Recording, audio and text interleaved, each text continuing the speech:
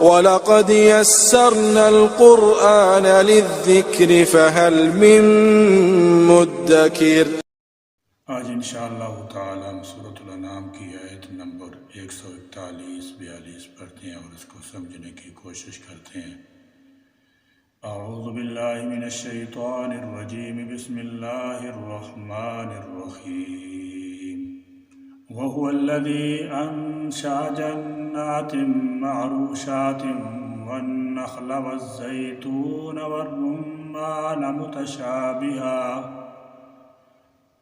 متشابها وغير متشابه، كلوا من ثمره إذا أثمر وآتوا حقه يوم حصاده ولا تسرفوا إنه لا يحب المسرفين۔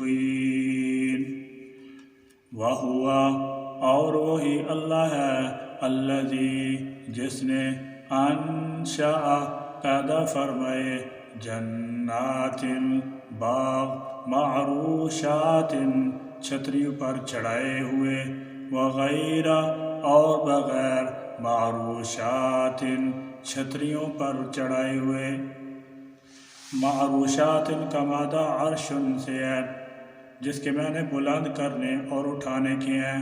معروشات سے مراد بعض درختوں کی وہ بیلیں ہیں، یعنی چھپروں اور منڈیروں وغیرہ پر چڑھائی جاتی ہیں، جیسے انگور اور بعض ترکاریوں کی بیلیں ہیں۔ اور غیر معروشات وہ درخت ہیں جن کی بیلیں اوپر نہیں چڑھائی جاتی بلکہ زمین پر ہی پھیلتی ہیں، جیسے خربوزہ اور تربوز وغیرہ کی بیلیں ہیں۔ یا وہ تناور درخت ہیں جو بیل کی شکل میں نہیں ہوتے۔ یہ تمام بیلیں درخت اور کھجور کے درخت اور کھیتی ہیں جن کے ذائقے ایک دوسرے سے مختلف ہوتے ہیں، اور زیتون و انار ان سب کا پیدا کرنے والا اللہ ہے۔ وَالنَّخْلَ اور پیدا فرمائے کھجور کے درخت، وَالزَّرْعَ اور کھیتی، مختلف ہیں مزے میں، اُکُلُوا ان کے پھل، وَالزَّيْتُونَ اور زیتون، وَالرُّمَّانَ اور انار، متشابہاً آپس میں ملتے جلتے، وغیر اور نہ متشابہن ملتے جلتے، کلو کھاؤ، من ثمرہ اس کے پھل میں سے، اذا جب اثمر پھل لائے، وآتو اور تم دو، حقہ اس کا حق، یوم حصادہ اس کے کٹائی کے دن، یعنی جب کھیتی سے غلہ کاٹ کر صاف کر لو اور پھل درختوں سے توڑ لو تو اس کا حق ادا کرو۔ اس حق سے مراد بعض علماء کے نزدیک نفلی صدقہ ہے، اور بعض کے نزدیک صدقہ واجبہ یعنی عشر 10واں حصہ اگر زمین بارانی ہو، یا نصف عشر یعنی 20واں حصہ اگر زمین کنویں، ٹیوب ویل یا نہری پانی سے سیراب کی جاتی ہو۔ وَلَا اور نہ تُسْرِفُوا تم اسراف کرو، اِنَّهُ بے شک وہ اللہ۔ آیت کے روح سے زیادہ صحیح یہ بات لگتی ہے کہ کھانے میں اسراف مت کرو، کیونکہ بسیار خوری عقل اور جسم دونوں کے لیے مضر ہے۔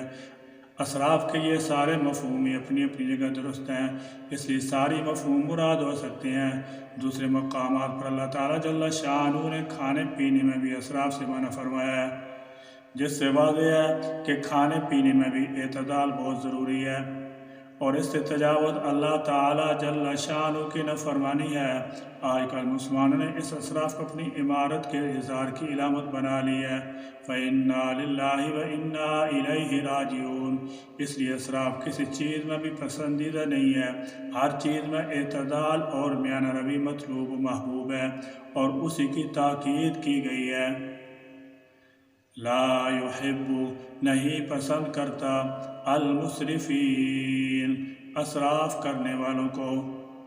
اس آیت کا مقصد مشرکین کی فکر و عقیدہ کی کھوٹ کو ظاہر کرنا ہے کہ ہر قسم کے پھل، خواہ وہ ایسے پودوں سے پیدا ہوتے ہوں یا ایسے پھل جو درخت سے پیدا ہوتے ہوں، خواہ زیتون ہو یا کھجور و انار جو عربوں کے یہاں کثرت سے کھائے جاتے تھے، اور ایسے پھل بھی جو ظاہری شکل یا مزہ میں ایک دوسرے سے ملتے جلتے ہوں یا بالکل مختلف ہوں، سبھی اللہ تعالیٰ جل شانہ کے پیدا کیے ہوئے اور اس کی صناعی کے شاہکار ہیں۔ پھر یہ بات کیسے درست ہو سکتی ہے کہ پیدا تو کیا ہو اسے اللہ نے، اور پروان چڑھ کر کھانے کے لائق تم ہو اللہ کے حکم سے، لیکن اب ان کو وقف کر دیا جائے غیر اللہ کے نام پر، اور ان کے بارے میں قانون چلایا جائے اپنی خواہش اور رسم و رواج کا۔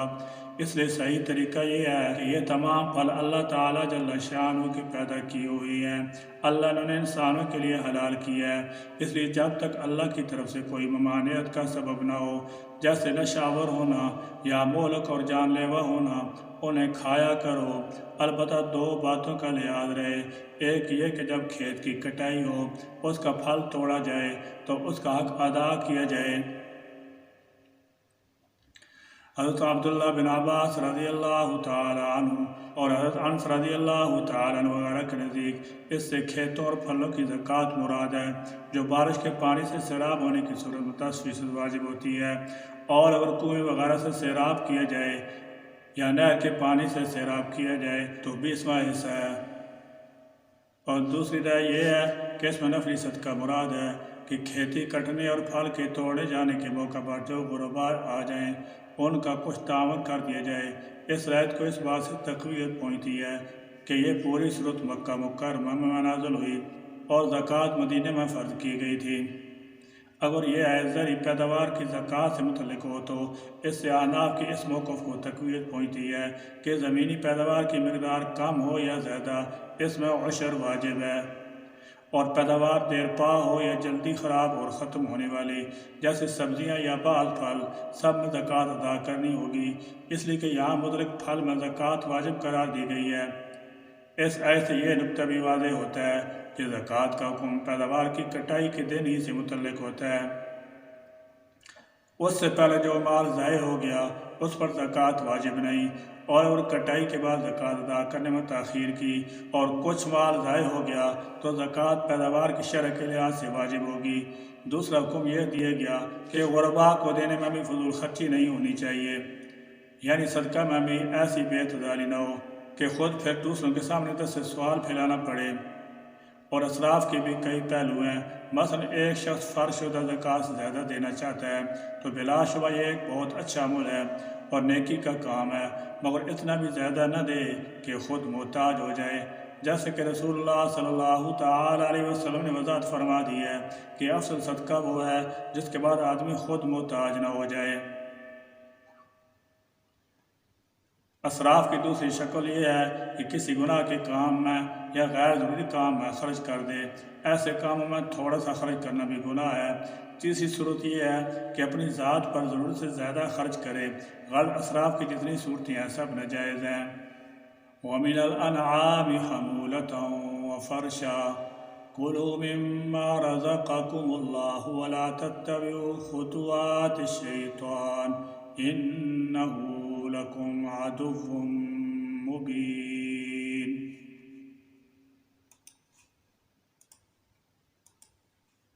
وَمِنَ الْأَنْعَامِ اور پیدا فرمایا ہے مویشیوں میں سے حمولتاً کچھ بوجھ اٹھانے والے، حمولتاً بوجھ اٹھانے والے سے مراد اونٹ، بیل، گدھا، خچر وغیرہ ہیں جو بار برداری کے کام میں آتے ہیں۔ وفرشا اور زمین سے لگے ہوئے، کلو تم کھاؤ، اور فرشا سے مراد زمین سے لگے ہوئے جانور جیسے بکری وغیرہ جس کا تم دودھ پیتے ہو یا گوشت کھاتے ہو، مما اس میں سے جو رزقکم رزق دیا تمہیں اللہ نے، یعنی پھلوں، کھیتوں اور چوپایوں سے، ان سب کو اللہ تعالیٰ جل شانہ نے پیدا کیا اور ان کو تمہارے لیے خوراک بنایا ہے۔ ولا اور مت تتبعوا تم پیروی کرو خطوات قدموں کی، الشیطانی شیطان کے،